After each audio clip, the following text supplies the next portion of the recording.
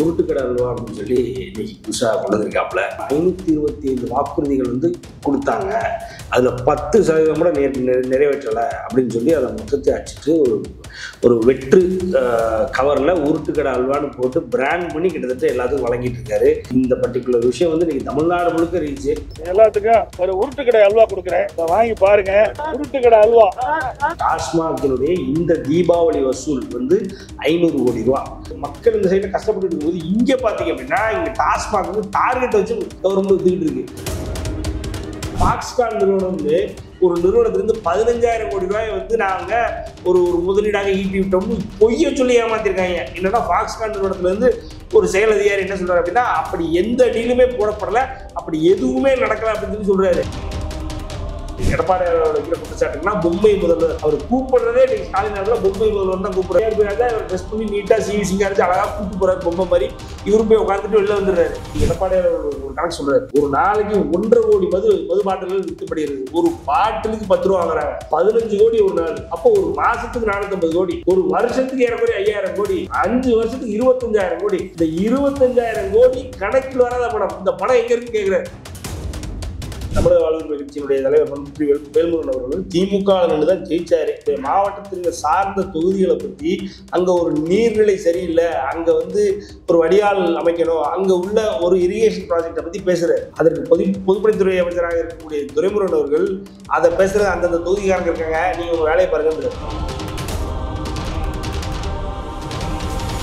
Nemathi Property Management. Contact 7667008800. ரெகரம் voice நேயர்களுக்கு வணக்கம். இன்று நம்முடன் இணைகிறார் அரசியல் விமர்சகர் சத்யன் ராமசாமி அவர்கள். வணக்கம் சார். செய்தியாளர்களின் சந்திப்பின் போது பாத்தீங்கன்னா இபிஎஸ் அவர்கள் மக்களுக்கு திமுக அல்வா கொடுத்துடுச்சு அப்படின்ற மாதிரி ஒரு குற்றச்சாட்டு வச்சிருக்காரு.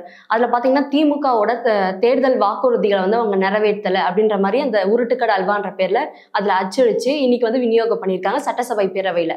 ஸோ இதை பற்றி என்ன நினைக்கிறீங்க? இல்லை, அவர் எடப்பாடி அவருடைய அடி ஒவ்வொன்றும் மரணடி வளர்ந்துட்டு இருக்கான். இன்னைக்கு ஸ்டாலின் அரசாங்கத்தினால எந்த பதிலும் சொல்ல முடியல. தவிட்டு தெரிஞ்ச இந்த குறுநில மன்னர்கள் இருக்காங்களே, அவங்களால ஒன்றும் பதில் சொல்ல முடியல. டிஆர்பி ராஜா, உதயநிதி ஸ்டாலின் அவர்கள் என்னென்ன பேச்சு பேசினாங்க. இன்னைக்கு வாயை அடைச்சி இன்னைக்கு உட்கார வச்சுட்டாரு அப்படின்னா எடப்பாடி அவருடைய வெற்றி தான் அது. அதான் உருட்டுக்கடை அல்வா அப்படின்னு சொல்லி இன்னைக்கு புதுசாக கொண்டு வந்திருக்காப்புல. அதில் பார்த்தீங்க அப்படின்னா நீங்கள் சொன்ன மாதிரி அச்சிடப்பட்டு என்னன்னா 525 வாக்குறுதிகள் கொடுத்தாங்க. அதில் 10% கூட நிறைவேற்றலை அப்படின்னு சொல்லி அதை மொத்தத்தை அடிச்சுட்டு ஒரு வெற்று கவரில் உருட்டுக்கடை அல்வான்னு போட்டு பிராண்ட் பண்ணி கிட்டத்தட்ட எல்லாத்துக்கும் வழங்கிட்டு இருக்காரு. இதுக்கு கிட்டத்தட்ட இந்த பர்டிகுலர் விஷயம் இன்னைக்கு தமிழ்நாடு முழுக்க ரீச்சு. எல்லாரும் இன்னைக்கு மக்கள் சிரிக்கிற அளவுக்கு ஆயிடுச்சு. அரசாங்கத்தை ஆளும் அரசாங்கத்தை பார்த்து இது எடப்பாடியார் கிடைத்த ஒரு மிகப்பெரிய வெற்றி. அதே நேரத்தில் மக்கள்கிட்ட உண்மையை சொல்லி பேசிக்கிட்டு இருக்காரு எடப்பாடியார். அவர் ரொம்ப தெளிவாக சொல்லிட்டு இருக்காரு. ஏன்னா இன்னைக்கு நாட்டில் என்ன நடந்துட்டு இருக்கு அப்படின்றது புரியாம அரசாங்கம் ஏதோ ஒரு வேலையை பார்த்துட்டு இருக்கு. ஒரு எடுத்துக்காட்டுக்கு சொல்லணும்னா 500 கோடி ரூபாய் இலக்காக நிர்ணயிக்கப்பட்டிருக்கு டாஸ்மாக். டாஸ்மாகினுடைய இந்த தீபாவளி வசூல் 500 கோடி ரூபா. ஒரு 2023 பார்த்தீங்க அப்படின்னா 3 நாட்கள் தீபாவளி லீவ் இருந்தது. அந்த 3 நாட்கள் தீபாவளி லீவில் பார்த்தீங்க அப்படின்னா 460 கோடி கலெக்ஷன். 2024 பார்த்தீங்கன்னா 2 நாள் இருந்தது தீபாவளி லீவ். 3 நாட்கள் 2023 460 கோடி ரூபா கலெக்ஷன். 2 நாளில் 438 கோடி கலெக்ஷன். இப்போ 2024 இப்போ பார்த்தீங்க அப்படின்னா ஏறக்குறைய இன்னைக்கு நைட்லேயே ஆரம்பிச்சிருந்தாங்களா, சனி ஞாயிறு திங்கள் இதுவும் 3 நாட்கள் லீவு. 500 கோடின்றது டார்கெட்டை ஃபிக்ஸ் பண்ணியிருக்காங்க. 500 கோடி டார்கெட்ன்றது ரொம்ப கம்மி. டார்கெட்டை தாண்டி இந்த தடவை போகிறதுக்கான வாய்ப்புகளுக்கு ஆக இங்கே மக்கள் ஒரு தடவை ஒரு சைடில் அவதிப்பட்டு கஷ்டப்பட்டு என்ன சொல்றது, ஆணவ படுகொலை. அவர் சிஎம்ஏ பேசுறாரு, ஆணவ படுகொலை ஒரு மனிதனை கொள்றதை ஏற்றுக்கவே முடியாது அப்படின்னு சொல்லி அறிவுரை வழங்கிட்டு இருக்காரு. ஆனால் அவர் ஆட்சி அதிகாரத்தில் இருக்காரு. ஒரு ஆட்சி அதிகாரத்தில் இருக்கிற ஒரு எல்லண்டோவினுடைய மந்திரி சொல்லப்போனா அவர் இன்னைக்கு லா அண்ட் ஆர்டர் சீர்குலைஞ்சு போய் தமிழ்நாட்டில் இருக்கு. அதை தூக்கி நிறுத்துறது என்ன வழின்னு பேசுறதை விட்டுட்டு யாரையும் கொல்லக்கூடாதுன்னு அறிவுரை கொடுத்துக்கிட்டு இருக்காரு. அப்படிதான் போயிட்டு இருக்கு. மக்கள் இந்த சைடில் கஷ்டப்பட்டு இருக்கும்போது இங்கே பார்த்தீங்க அப்படின்னா இங்கே டாஸ்மாக் டார்கெட் வச்சு கவர்மெண்ட் வித்துக்கிட்டு இருக்கு. அதை விடுங்க, ஏற்கனவே இங்கே என்ன சொல்றது, மதுபானங்களை வேற வேற மாதிரி இங்கே கொண்டு வந்து இன்னைக்கு டாஸ்மாக்ன்ற நேரத்தில் இன்னைக்கு ரீட்டைல் அவுட்லெட் நடத்தி அதன் மூலயமா வருமானம் வந்துகிட்டு இருக்கு அப்படின்றதே வந்து ஒரு குற்றச்சாட்டாக வைக்கப்படுற இந்த நேரத்தில் டாஸ்மாகினுடைய ஒரு மிக மூத்த அதிகாரி, ஒரு சீனியர் லெவலில் இருக்கிற ஒரு அதிகாரி இன்னைக்கு என்னென்ன புது வகையான மதுபானங்களை உள்ள கொண்டு வந்திருக்கோம், என்னென்ன புது பிராண்ட்ஸ் வந்திருக்கு அப்படின்னு சொல்லி லிஸ்ட் போட்டு அதை மார்க்கெட் பண்றாரு. ஸோ இருக்கிறது பார்த்தாம இன்னும் பிராண்டுகளை இறக்கி இன்னும் மக்களை வந்து இன்னும் குடியாரர்களை இன்னும் அடிமையாக்குறதுக்காக அரசு இங்க ஒரு சைடில் திட்டம் தீட்டிட்டு இருக்கு. இப்போ இதெல்லாம் யாரு பேசிக்கிட்டு இருக்கா பார்த்தீங்கன்னா, பாஜக கூட்டணியில் இருக்கிற அந்த என்டிஏ கூட்டணியில் இருக்கிற எல்லா கட்சி தலைவர்களும், குறிப்பா எடப்பாடியாரும் அண்ணாமலை போன்றவர்களும், இன்னும் சொல்லப்போனா ஐயா நயனேந்திரன் போன்றவர்களும் இதெல்லாம் பத்தி பேசிக்கிட்டு இருக்காங்க. இதெல்லாம் மக்களுக்கு புரியுது. என்ன சொல்றாங்க அப்படின்னா, அவங்க சொல்லும் போது ரொம்ப லாஜிக்கலான பாயிண்ட் வைக்கிறாங்க. அதாவது 1957 ராஜாஜி அவர்கள் மது விலக்கை கொண்டு வந்தார். தமிழ்நாட்டில் மது விலக்கை கொண்டு வந்தார். அந்த மது விலக்கை தூக்குனதே பார்த்தீங்கன்னா ஐயா கலைஞர் கருணாநிதி அவர்கள் தான். 1971 அவருடைய ஆட்சியில் தான் மது விலக்கை தூக்குறாரு. அதற்கு அப்போ என்னென்னலாம் சப்பக்கட்டு கட்டினார்னா, எங்களுக்கு வருமானமே இல்லை, அரசை நடத்த முடியல, வைக்க. அதுக்கு முன்னாடி வரைக்கும் அரசு நடந்துகிட்டு தான் இருந்தது, ஒரு பிரச்சனையும் இல்லாமல் நடந்துகிட்டு இருந்தது. இவர் வந்த உடனே அரசாங்கத்தை நடத்த முடியல, வைக்க முடியல அப்படின்னு சொல்லி மது அமல்ல இருந்த மது விலக்கை தூக்கிட்டார். தூக்கி மது உள்ள கொண்டு வந்ததே இவர் தான். ஸோ அப்படிப்பட்டவர் அதுக்கப்புறம் பார்த்தீங்க அப்படின்னா எலெக்ஷன் எப்பப்பெல்லாம் எலெக்ஷன் வருதோ இவர் எதிர்கட்சியா இருக்கிறார். ஒரு எடுத்துக்காட்டுக்கு 2015 இவர் எதிர்கட்சியா இருக்கிறார். 2011 2016 புரட்சி தலைவர் அம்மா அவர்களுடைய ஆட்சி நடந்துகிட்டு இருக்கும்பொழுது 2015 ஒரு எதிர்கட்சி தலைவராக இருக்கும் பொழுது, அப்ப எனக்கு நீங்க ஓட்டு போடுங்க, நான் உங்களை வர வச்சிடறேன், எனக்கு நீங்க ஓட்டு போடுங்க, நான் வந்து மது என்னுடைய முதல் கையெழுத்து மதுவை ஒழிக்கிறதா தான் இருக்கும், டாஸ்மாக ஒழிக்கிறதா தான் இருக்கும், டாஸ்மாக நீக்கிறதா தான் இருக்கும். அதை வைத்துதான் 2016 அப்ப அரசியல் கத்துக்குட்டின்றதோட அரசியல் அப்பதான் உள்ள வராங்க கனிமொழி கருணாநிதி அவர்கள். அவங்க சொன்ன வசனம் இதுதான், முதல் கையெழுத்து என்னுடைய அப்பா தலைவர் கலைஞர் அவர்கள் போடுவது மது விலக்காகத்தான் இருக்கும்னு சொன்னாங்க. அதே 2019 தூத்துக்குடி பாராளுமன்றத்துக்காக அவங்க போட்டி போடும் பொழுது கூட, தமிழிசை சவுந்தரராஜன் தோத்து போனாங்களே அந்த எலெக்ஷன், போட்டி போடும் பொழுது கூட அந்த பரப்புரையில இளம் விதவைகள் நிறைய பேர் தமிழ்நாட்டில் வந்து இருக்காங்க, அது காரணம் வந்து அந்த மது விலக்கு தான் அப்படின்னு சொல்லி, சாரி அந்த மது தான், அதனால அந்த மது விலக்கு தான் என்னுடைய உயிர் மூச்சு, என்னுடைய நோக்கம், அப்படி இப்படிலாம் சொன்னாங்க.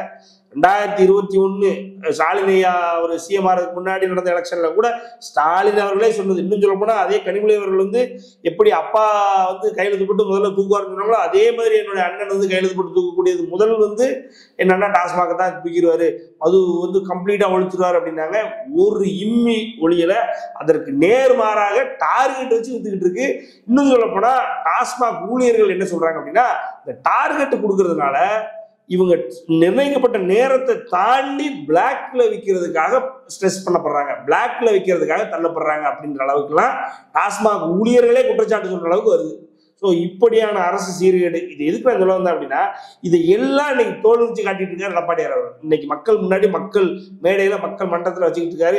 அண்ணாமலை போன்றவர்களும் எடப்பாடியார் போன்றவர்களும் ஐயா நயனானேந்திரன் போன்றவரும். ஸோ பாஜக கூட்டணி இப்படி சொன்னாலும் அதிமுக தலைமையில் உள்ள கூட்டணி வந்து இன்னைக்கு மக்கள் பிரச்சனைகளையும், இன்னைக்கு அரசினுடைய அவலங்களையும், அரசினுடைய திட்டங்களையும் வந்து மக்கள் முன்னாடி தோல் வச்சு காட்டிட்டு இருக்காங்க. அதுல எந்த மாற்று கருத்தும் இல்லை. ஒரு எக்ஸாம்பிளுக்கு சொல்றேன், ஆந்திராவில் இன்னைக்கு பார்த்தீங்க அப்படின்னா சந்திரபாபு நாயுடு அவர்கள் வந்து $15 பில்லியன், அதாவது 80,000 கோடி இன்னைக்கு கூகுள் நிறுவனத்தின் மூலமாக ஒரு வருவாய் ஈட்டி கொண்டு வந்திருக்கிறார். கூகுள் வந்து வேர்ல்ட்ஸ் பிக்கெஸ்ட் ஒரு டேட்டா சென்டர் அமைக்க போறாங்க, ஏஐ பேஸ்ட் டேட்டா சென்டர். அது வந்து ஆந்திராவில் அமைய போகுது. இது அங்க பண்ணிட்டாங்க, பண்ணி காமிச்சு இங்க நடந்துகிட்டு இருக்கு. நீங்க ஆந்திராவுடைய அரசாங்கத்தை நீங்க உலகமே திருப்பி பார்க்குது. கூகுள் எப்படியா ஆந்திராக்குள்ள போச்சு, ஆந்திரான்னு ஒரு சாதாரணமான ஒரு ஸ்டேட், இந்தியாவில் ஒரு சாதாரண ஸ்டேட்ல அப்படி என்ன ரிசோர்சஸ் இருக்கு அப்படின்னு நீங்க உலகமே பாத்துக்கிட்டா இன்னைக்கு கூகுள் உலகம் முழுக்க இருக்கு. ஒரு சில கண்ட்ரிஸை தவிர, கம்யூனிஸ்ட் கண்ட்ரிஸை தவிர இன்னைக்கு உலகம் முழுக்க இருக்கு.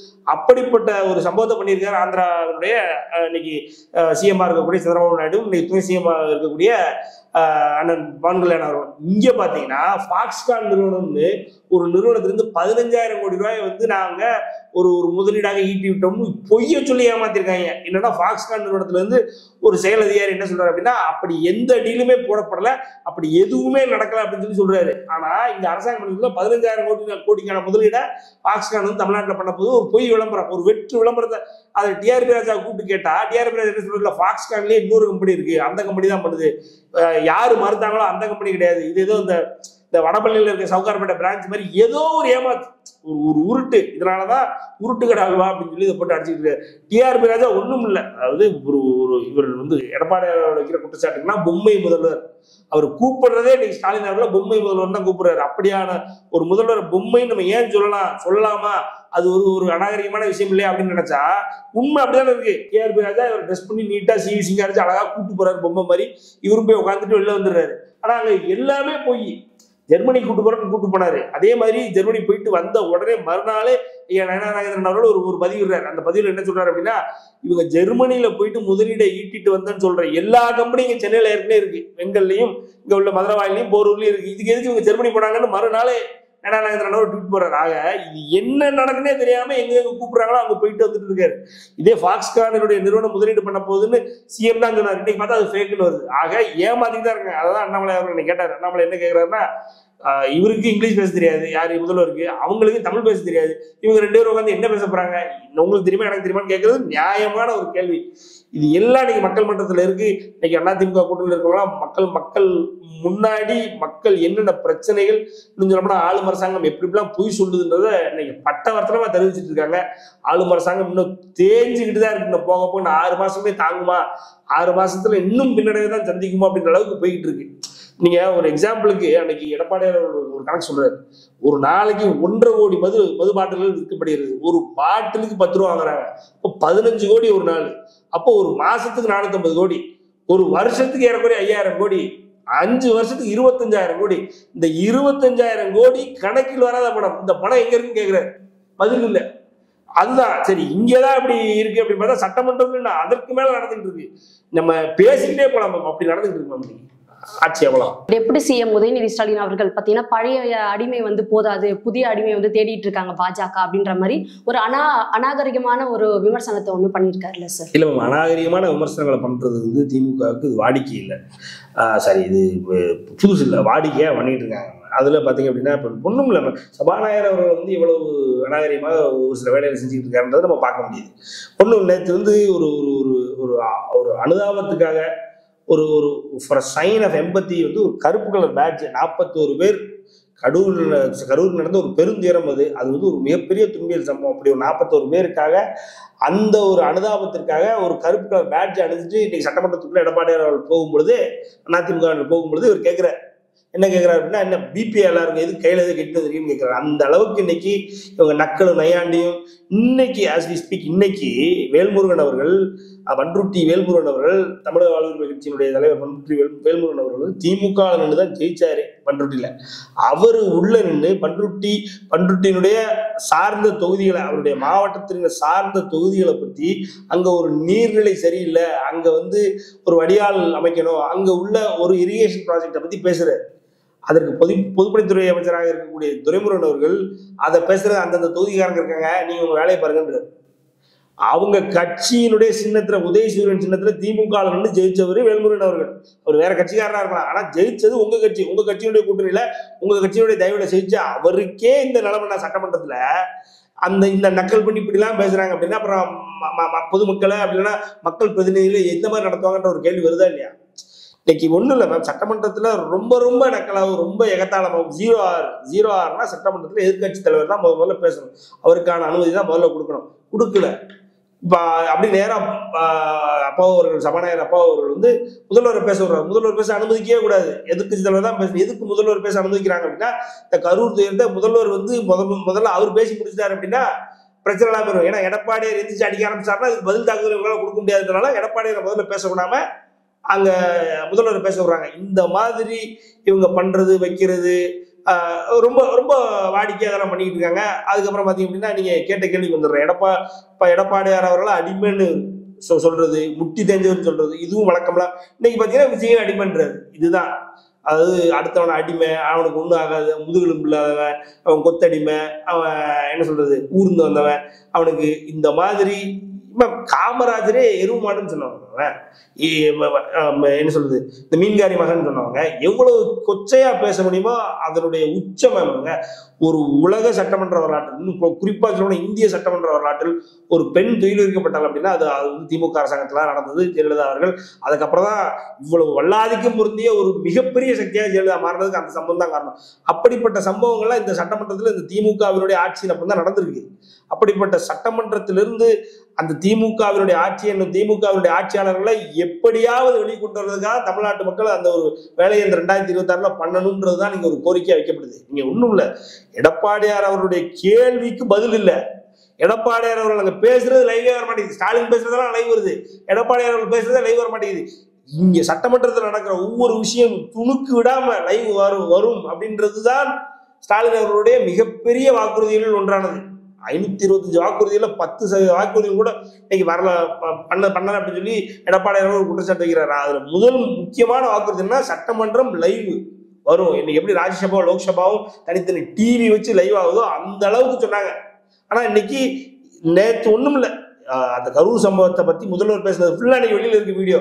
ஒரு வீடியோ எங்க எடப்பாடியார் பேசுனது இல்லையே. காரணம் என்ன?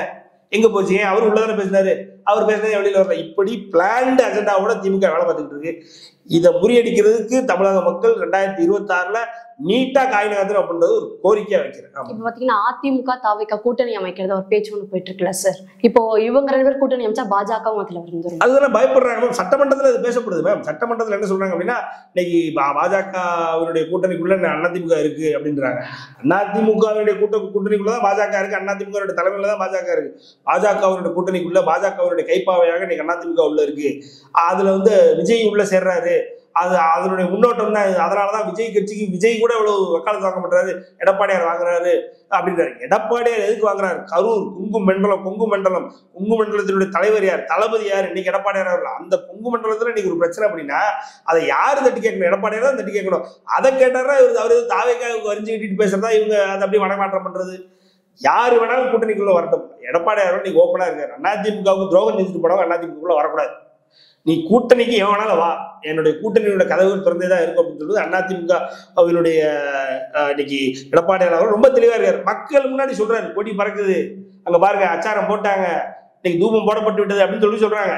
இது எதுக்கு அவர் மக்கள் முன்னாடி சொல்லணும்? அவருக்கு தெரியாத அங்கீகரிக்கப்படாத கட்சி. இன்னைக்கு மதுரையில இன்னைக்கு ஒரு வழக்கறிஞர் மனு போட்டிருக்காரு. அந்த மனு இன்னைக்கு விசாரிக்கப்படும் பொழுது அந்த மனு என்னன்னா, அங்கீகாரத்தை கேன்சல் பண்ணணும். எது? தாவேக்காவோட அங்கீகாரத்தை கேன்சல் பண்ணணும்னு சொல்லி ரத்து பண்ணணும்னு சொல்லி மனு போட்டிருக்காரு.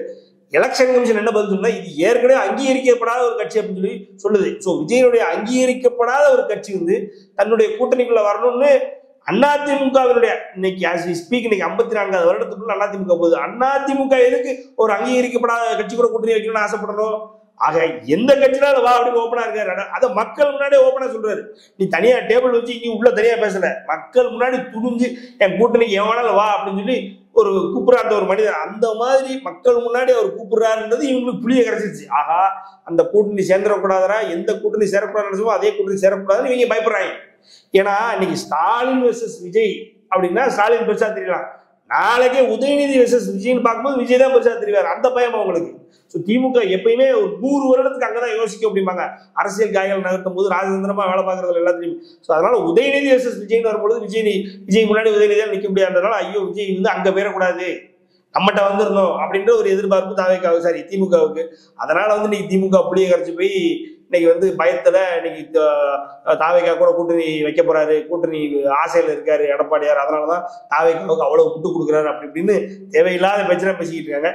எடப்பாடியாரை பொறுத்தவரைக்கும் ரொம்ப கிளியரா இருக்காங்க. யாரு வேணாலும் வா, என்னுடைய கொள்கையை ஏற்று என்னுடைய தலைமையை ஏற்று வா. நீ வந்தேன்னா இன்னைக்கு நாளைக்கே விஜய் வீட்டுல இருந்து பனையூர்ல கார் கிளம்பி அங்க என்ன சொல்றது அதிமுக ஆபீஸுக்கு போச்சு அப்படின்னா எடப்பாடியார் சேர்த்துக்கு தான் போறாரு. ஏன் வேண்டாங்க போறாரு? நீ எடப்பாடியார போய் பாரு, யாரு வேணாலும் போய் பாரு, எல்லாரும் சேர்த்துக்கு தான் போறாரு. டெய்லி 10,000 பேர் இன்னைக்கு அதிமுக சேர்ந்துக்கிட்டு இருக்காங்க. திமுகவில இருந்தும் தாவேக்காவில இருந்தும் விசிகாவில இருந்தும் வேற கட்சிகள் இருந்து, திமுக கூட்டணி கட்சிகள் இருந்து, இன்னும் பாஜகவினுடைய முந்தைய கூட்டணி கட்சிகள் இருந்து இப்படி பல பேர் சேர்ந்துருக்காங்க. அமமுக இருந்து டெய்லி 100 பேர் போய் சேர்ந்துட்டு இருக்காங்க. அப்படிலாம் நடந்துட்டு இருக்கும்போது நீ சேர்ந்துக்கோ வா அப்படின்றத எடப்பாடியோட ஸ்டாண்டா இருக்கு. இப்போ திமுகவுக்கு தேர்தல் பயம் வந்ததுனால இந்த அதிமுக தாவேக்கா இவங்க எல்லாம் கூட்டணி இணைய போறாங்க அப்படின்ற விமர்சனங்களா பண்ணிட்டு. ஆமா மேம், இது கம்ப்ளீட்டா பயம் தான். ஒரு கூட்டணியினுடைய அதாவது இவங்க கூட்டணி திமுகவினுடைய கூட்டணி பார்த்தீங்கன்னா ஏற்கனவே திருமாவளவன் அவர்கள் இந்த தடவை ஆட்சியில பங்கு வேண்டும் இருந்தாதான் நம்ம கூட்டணி வைக்க போறோம்னு சொல்லிட்டாப்ல.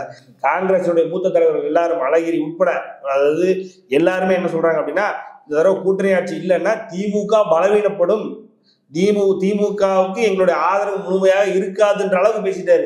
அதே மாதிரி கம்யூனிஸ்டும் சொல்லிட்டாங்க, நாங்களும் எவ்வளவு நாளா வந்து கொடி பிடிச்சிட்டே இருக்க முடியும், திமுக ஜெயிச்சு வர்றதுக்காக நாங்க எவ்வளவுதான் வேலை பார்த்துக்கிட்டே இருக்க முடியும் அப்படின்றது தெளிவா சொல்லிட்டாங்க. ஆக அதிமுக கூட்டணியில் இருந்த விரிசலை விட திமுக கூட்டணியில தான் விரிசல் இருக்கு. அப்ப அதை மறைக்கிறதுக்காக இந்த கூட்டணி இன்னும் பலவீனமாக இருக்கு, இந்த கூட்டணியில இருந்து பலம் சென்றக்கூடாதுன்ற எண்ணத்திலேயே தான் திமுக அணுதினம் வேலை பார்த்துக்கிட்டு இருக்கு. ஸோ அதனால வந்து இன்னைக்கு மக்கள் முன்னாடி மக்களின் மைந்தனாக மண்ணின் மைந்தனாக இன்னைக்கு எடப்பாடியார் அவர்கள் வந்து எல்லா கூட்டணியும் வரவேற்று எல்லா கட்சியும் தன்னுடைய கூட்டணிகள் வரவேற்று நிற்கிறார். அதுக்கு முன்னாடி திமுக கூட்டணி வலுவிழந்து பலம் இழந்து இன்னும் சொல்லப்போனா செயல்திறனற்று பேசக்கூட முடியாத அளவுக்கு இருக்கு. இப்ப விடுதலை சிறுத்தைகளுடைய திருமாவளவனுடைய ஸ்டாண்டெல்லாம் பார்த்தீங்கன்னா இன்னைக்கு அடிமைன்னு யாரு எடப்பாடியார் சொல்றாங்க, அடிமைன்னு விஜய் சொல்றாங்க. உண்மையான அடிமை யாருன்னு கிட்டத்தட்ட போன 2021 இன்னைக்கு வரைக்கும் நம்ம பார்த்துக்கிட்டே இருக்கிறோம். ஒரு சேர் கூட போட்டதில்லை யாரு இவருக்கு, விடுதலை சிறுத்தைகள் கட்சியினுடைய திருமாவளவர்களுக்கு சேர் கூட போட்டதில்லை. வேங்கவேல் பிரச்சனை வந்து அவரது பிரச்சனை, இன்னும் சொல்ல போனா அவர் கட்சி சார்ந்த அந்த ஒரு சமூகத்தினுடைய பிரச்சனை. அதை அவர் கேட்க போறதுக்கே அவ்வளவு பேச்சு ஏச்சு வாங்கி அதுக்கப்புறம் தான் கேட்க போனார். கள்ளக்குறிச்சி சம்பவத்திலுமே அதே மாதிரி தான் பேச்சு ஏச்சு வாங்கி தான் கேட்க போனார். இப்ப நடந்திருக்கு அதே வந்து மலம் கலந்த விஷயம் வந்து இப்போ மதுரையில சோழவந்தான நடந்திருக்கு. யாருமே பேசல, அதை பத்தி யாருமே பேசல. அதாவது தண்ணி குடி தண்ணி அந்த தண்ணி தான் ஓ வீட்டுக்கு வரப்போகுது, அந்த திமுக கார வீட்டு அந்த ஊர்ல இருக்க திமுக கார வீட்டுக்கும் அதே தண்ணி தான் வரப்போகுது. அது ஏதோ ஒரு ஃபேஷன் மாதிரி ஆயிடுச்சு நீங்க தண்ணீர்ல மலம் கலக்கிற விஷயம். அதெல்லாம் வந்து யாரும் பேச மாட்டாங்க. எத்தனை விஷயங்கள்ல எத்தனை அரசுக்கு எதிராக நடந்த சம்பவங்களை வாய்மூடி மௌனியாக இந்த விடுதலை கட்சிகளுடைய ஐயா திருமாவளவன் அவர்கள் இருந்திருக்கிறாரு. அப்படிப்பட்ட திருமாவளவன் அவர்கள் இருக்கிற அடிமைத்தனத்தை விட இங்க எடப்பாடியார் அவர்கள் அவ்வளவு பெரிய அடிமையாக தெரியவில்லை. அதாவது திமுகவினுடைய கூட்டணி கட்சி தலைவருடைய இன்னைக்கு வேல்முறை நடந்தது, அதை விட அடிமைத்தனம் வேற என்ன இருக்கு? என்னுடைய கட்சி தமிழக ஆளுநர் கட்சின்னு இருக்கு, ஆனா நான் டிஎம்கே ஜெயிச்சேன். இன்னைக்கு என்னுடைய தொகுதி சார்ந்த ஒரு பிரச்சனையை கூட திமுக சட்டமன்றத்துல திமுகவுடைய கூட்டணி கட்சியில இருக்கிற என்னாலே சொல்ல முடியல அப்படின்னா இதை விட நான் வேற என்ன இந்த அளவு அடிமையா இருக்க முடியும்? இவங்க எல்லாம் சேர்ந்து இன்னைக்கு உதயநிதி ஸ்டாலின் எல்லாரும் சேர்ந்து இன்னைக்கு எடப்பாடியார் அடிமைன்னு சொல்றாங்கன்னா யார் அடிமைன்றது மக்கள் தான் புரிஞ்சுக்கணும். ஆமா, அரசியலை குறித்து பல சுவாரஸ்யமான தகவல்களை பகிர்ந்தமைக்கு நன்றி சார். நன்றி.